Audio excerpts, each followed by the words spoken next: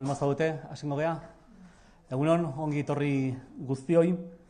Atzo izan genuen gobernu kontseilua zarautzen ate sistemari hasiera eman geniola kontuan hartuta, eta 2018ko lehen kontseilua izan zen.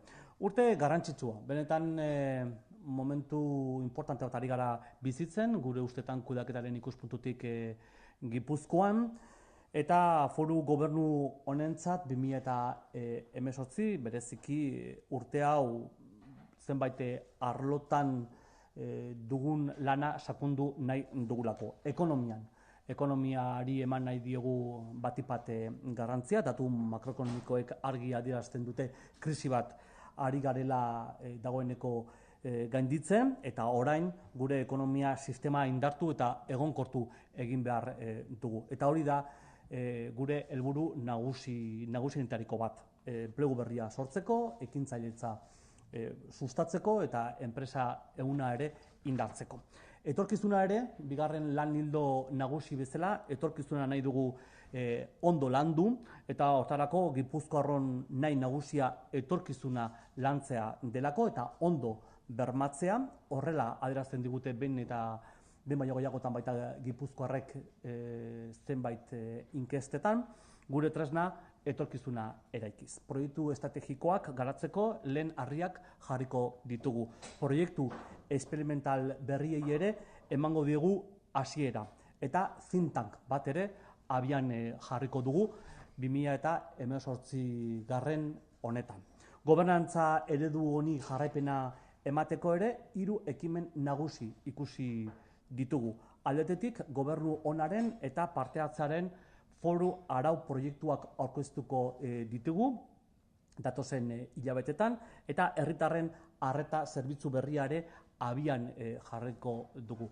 Benetan, leihatila bakarra izango dugu Gipuzkoako foru aldundian, eta digitalizazioari ere bere biziko garrantzia emango diogu arreta zerbitzu berri horretan.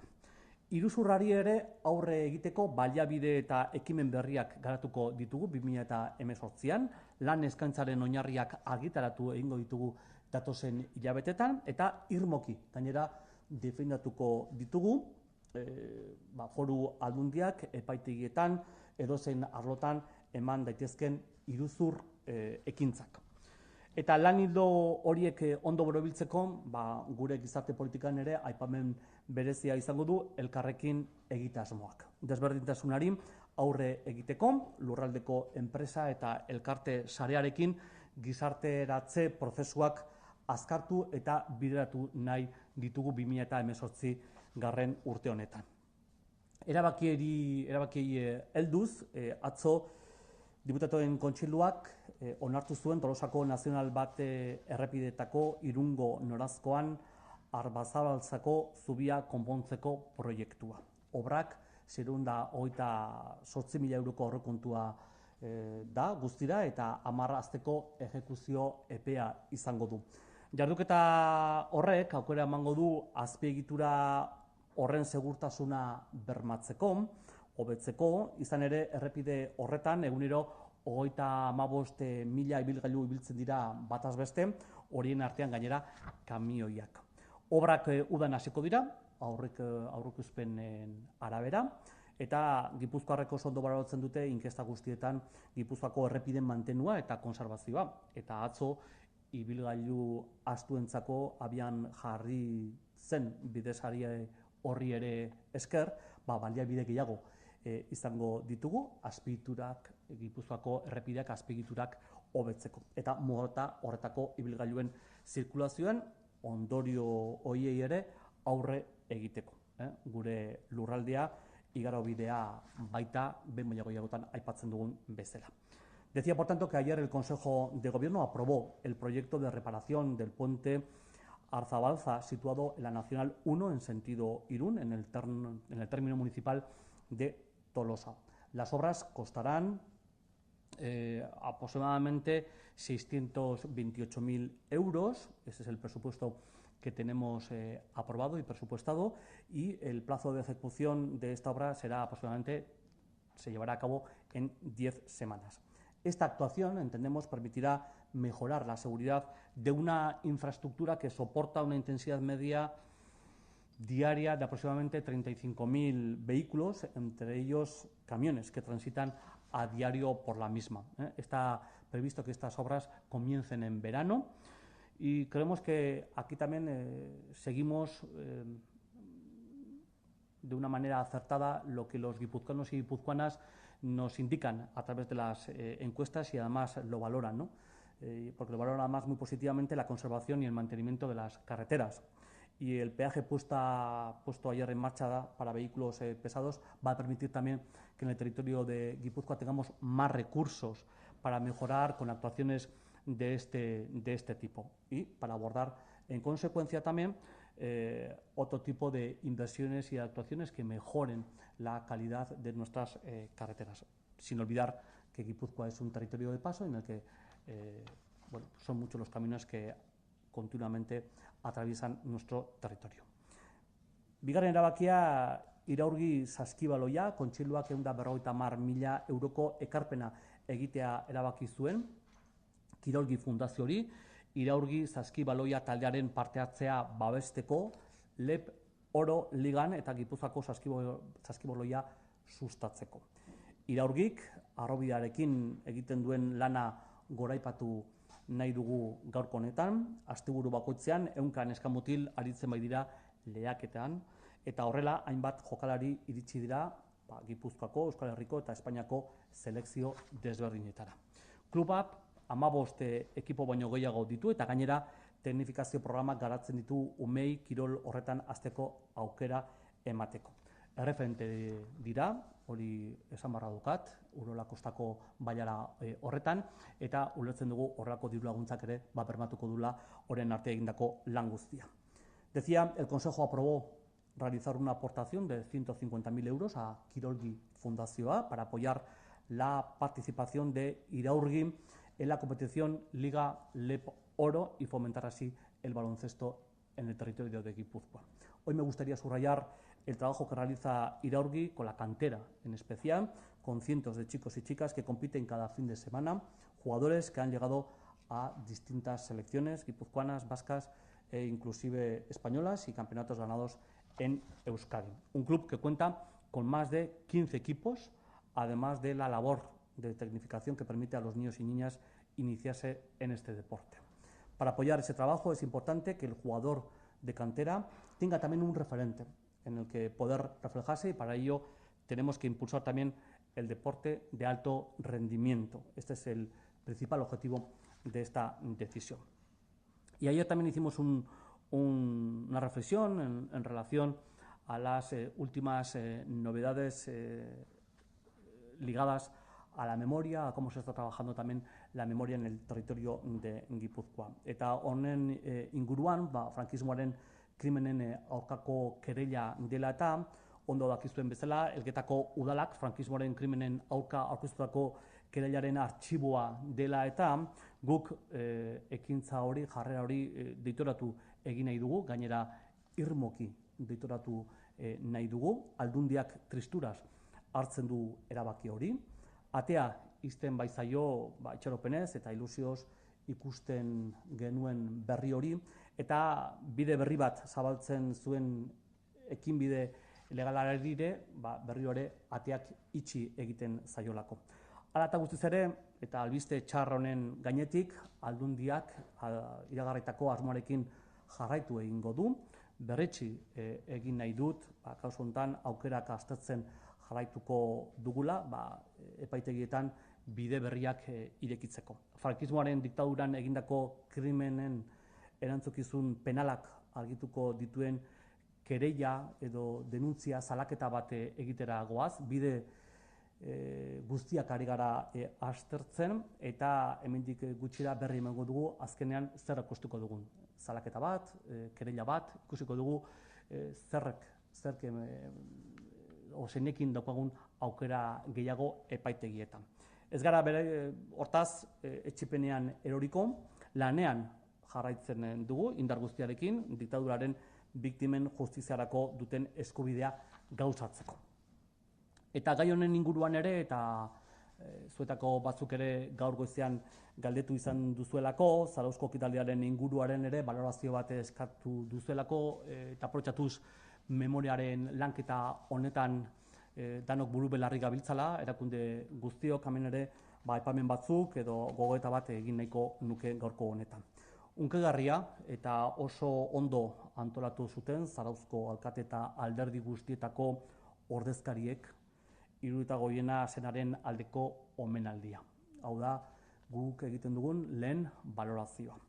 Herri honen memoria lantzen jarraitu beharra dugu, memoria demokratikoa, kritikoa, inklusiboa eta ez justifikatzailea defenditzen dugulako, non biktima orok merezi duten egia, justizia eta erreparazioa.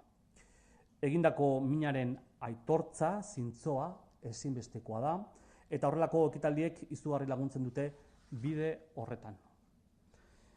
Ezker Abertzalearen barruan izandako desadostasunak, berriro ere agerian gelditu ziren atzo, desadostasun, positiboki baloratzen dugu baita atzoko ekimena. Badira hor, ausardiaz jokatzen ari diren pertsonak, eta itxaropena dut haien jarrera gelinduko dela Ezker Abertzaleko arduradun politiko gorenen artean ere. Batzuk ari dira urratsak ematen, atzore argazki bat ikusi genuen, alkate eta alderdi politiko guztietako zinegotziek bat eginda, beraz urratsak ematen ari dira, herri guztietan, batzorde askotan, naiz eta gustatuko litzaigukena bezain azkarrak ere etortzea beste motatako adostasunak komunikazioaren inguruan. Ziurrenik izango da, zer hobetua, baina gaur udaletan eta gure herrian ematen ari garen pauso guztiak goraipatu nahi ditugu Gipuzkoako Foru Aldundian. Lan bikaina egiten ari gara denon artean, herriz herri, erakunde honetan, batzorde, zein herri ekimenetan. Elkarren errespetuan eta elkarbizitzan asko irabazi dugu legealdi honetan Gipuzkoako herrialdean. Hau da bidea eta etorkizunean ere landu beharrekoa. Ziur gaude hau dela bidea. Decía que en relación a la querella de los crímenes del franquismo, lamentamos profundamente el archivo de la querella contra los crímenes del franquismo presentada por el Ayuntamiento de Elgeta. También se ha conocido que el mismo juzgado no ha admitido a trámite la querella presentada por el Ayuntamiento de Arrasate. Desde la Diputación Foral de Guipúzcoa y desde la Dirección de Convivencia y Derechos Humanos recibimos con tristeza esta decisión, ya que da portazo a la acción legal que observábamos con esperanza e ilusión, porque entendíamos que se abrían nuevas vías también desde el punto de vista de la judicatura. De cualquier manera, y pese a esta mala noticia, la Diputación prosigue con las labores para abrir nuevas vías en los juzgados y presentar una denuncia o una querella o que permita de alguna manera esclarecer las responsabilidades penales por crímenes contra la humanidad cometidos por la dictadura franquista. No vamos a dejar de trabajar en esta cuestión desde la Diputación Foral de Guipúzcoa. Por tanto, no vamos a caer en el desánimo y vamos a continuar trabajando como lo hemos hecho hasta la fecha con los servicios jurídicos desde la Dirección de Derechos Humanos y Convivencia de la propia Diputación, con todo nuestro empeño para que se haga realidad esa petición de miles y miles de guipuzcoanos que en las diferentes acciones y trabajos que se hacen ligados a la memoria nos dicen que es importante también que haya justicia dictaminada en este caso por los tribunales. Y en relación a esto, y porque además así nos lo habéis solicitado también en más de una ocasión, queremos hacer también una mención en relación al emotivo y bien organizado evento, homenaje que se hizo a Iruta Goyen ayer en Zarauz. Insistimos, para nosotros, para la Diputación, el homenaje fue muy emotivo y bien organizado por parte del alcalde y de los representantes de todos los partidos políticos en el Ayuntamiento de Zarauz. Tenemos que seguir trabajando la memoria de este pueblo. Defendemos una memoria democrática, crítica, inclusiva y no justificativa, donde todas las víctimas vean respetado su derecho a la verdad, a la justicia y a la reparación. Y para eso es fundamental un reconocimiento sincero del daño causado, y actos como el de ayer entendemos que son fundamentales y son un auténtico avance en esta dirección. Independientemente de las discrepancias en la izquierda abertzale, nosotros seguimos considerando y realizando una valoración positiva de lo acontecido ayer en Zarautz. Y así lo refleja, además, esa foto de toda la corporación municipal. Creo que hay personas que están actuando con valentía. Pueblo a pueblo lo observamos cada día en las diferentes comisiones, en las diferentes iniciativas que para trabajar la memoria se están llevando a cabo en toda Guipúzcoa. Y espero que esa actitud se haga también extensiva a quienes ocupan los altos cargos de la izquierda abertzale. Algunos están dando pasos, y es evidente, y eso es bueno, y por mucho que todavía no son todos los pasos que se están dando, pues todos los rápidos o tan generalizados como nos gustaría. Pero pongamos el foco sobre los avances. Y la foto de ayer en Zarautz la entendemos que es muy positiva. También queda claro, y esa foto y el no acuerdo unánime en relación a la declaración, deja también a las claras que todavía queda mucho por hacer, que también hay que seguir trabajando, pero creemos que también es momento para valorar positivamente los pasos que se están dando en nuestro pueblo y en los diferentes municipios en cuanto al respeto mutuo y la convivencia. El respeto mutuo y la convivencia han dado pasos de gigante en nuestro territorio. Hay un clima, hay una relación, hay un trabajo, se están haciendo un trabajo de zurcir muchísimas relaciones que está haciendo que el trabajo en relación a la memoria esté siendo muy positiva en el territorio de Guipúzcoa. Por tanto, hoy queremos también poner, insisto, el foco en eso que estamos avanzando de manera muy notable en el territorio de Guipúzcoa. Hemos mejorado mucho y entendemos que este es el camino a seguir, aunque todavía vemos y observamos que queda mucho por hacer. Eta hori zian, gaurkorako, esan beharrekoak, eta hemendik aurrera zuen galderi erantzuteko presto.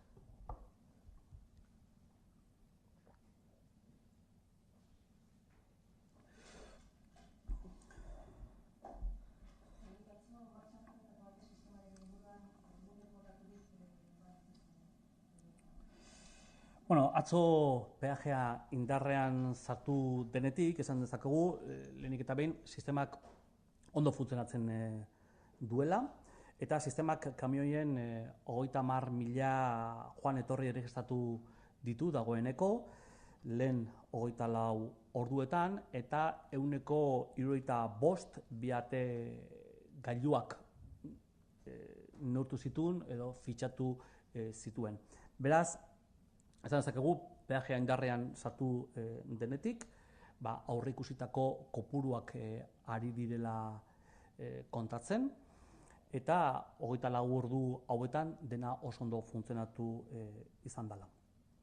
Decía, por tanto, que las primeras 24 horas con el peaje en vigor y con el sistema en pleno funcionamiento y sin ningún tipo de problemas, podemos decir que el sistema ya ha registrado más de 30.000 tránsitos de camiones con el 75% del dispositivo VIA-AT.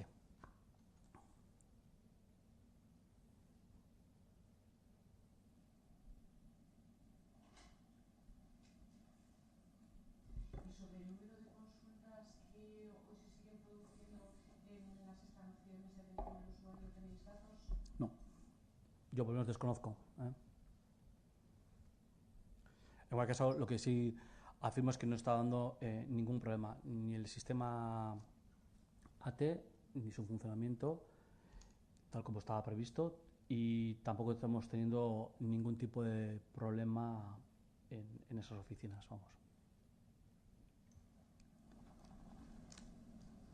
Bai, mikrofono hartu ez eskatu digute mikrofono zitzekitea besterik.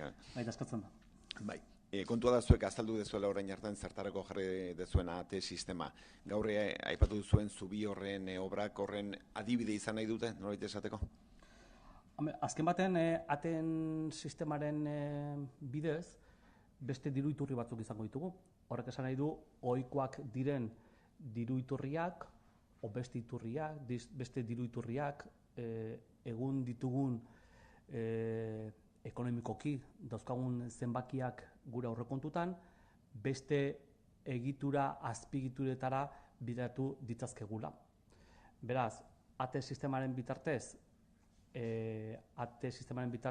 jasotzen ditugun diru iturriak izango dira nazional bateko azpiegiturentzako, eta horrek libratzen gaitu diru batzuk beste azpiegitura batzuk ere hobetzeko. Eta hori da behin eta berriro ere azpimarratu nahi duguna. Diru gehiago izango dugula beste proiektu batzuk ere garatzeko. Izan azpiegiturarekin zerikusia dutenak, edo izan beste azpiegitura batzuentzako. Azkenean aurrekontu bat duelako eta aurrekontu horiek egiterakoan beste diru iturri batzuk izango ditugulako. Baina ate sistemak jasotzen duena izango da nazional baterako, hori ere esan nahi dut. Baina horrek libratzen zaitu beste aurrekontutan beste azpiegitura batzuk garatzeko. Izan batean gaztelera zabazeneko. Tener nuevas fuentes de financiación a través del AT sistema lo que posibilita es que la Diputación pueda, con los recursos que tenemos, destinarlos a sufragar, invertir en otras infraestructuras del territorio de Guipúzcoa.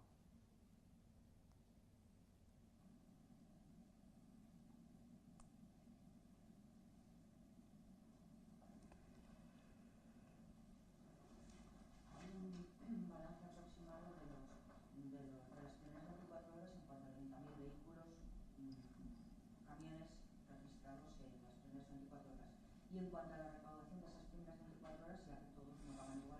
No lo tengo claro. Habrá que, efectivamente, hay que discriminar en función del tamaño del camión, ¿no?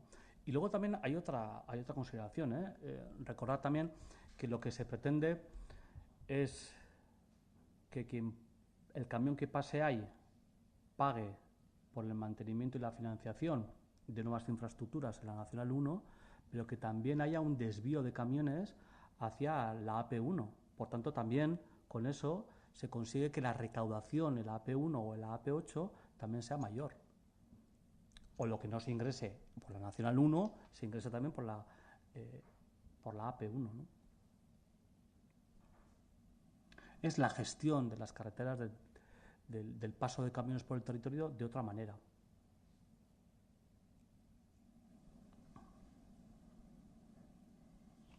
Volviendo eso al primer día de funcionamiento, entiendo balance positivo por parte de la Diputación de cómo se desarrollaron ayer las cosas, ¿no? Totalmente positivo.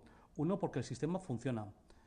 Dos, porque estamos consiguiendo además, por fin, también en el territorio de Guipúzcoa, gestionar las carreteras de una manera más moderna, más vanguardista y siguiendo las directivas europeas. Y además, porque quien ha intentado desde España montar una huelga para que esto fuera un fracaso, pues ha fracasado.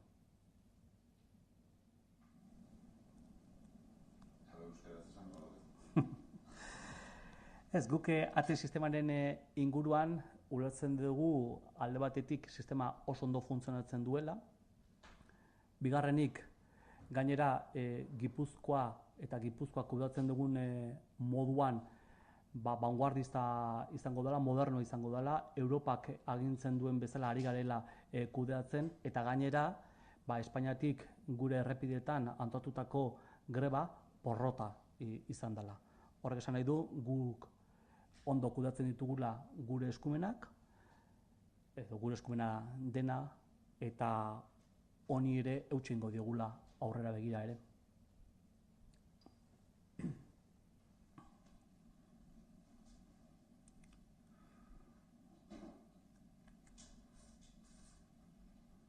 Gehiago, ez? Eskerrik asko.